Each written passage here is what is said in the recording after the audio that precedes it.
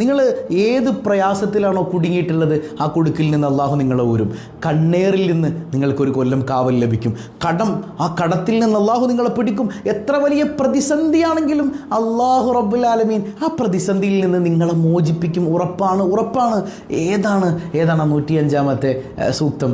അത് സൂറത്തുൽ ഫീൽ.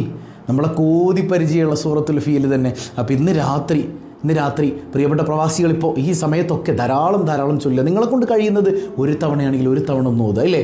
അലം തറ കൈഫ ഫഅല റബ്ബുക ബി അസ്ഹാബിൽ ഫീൽ അലം യജ്അൽ കൈദഹും ഫീ തദ്ലീൽ വഅർസല അലൈഹിം ത്വയ്റൻ അബാബീൽ തർമീഹിം ബിഹിജാറത്തിൻ മിൻ സിജ്ജീൽ ഫജഅലഹും കഅസ്ഫിൻ മഅകൂൽ.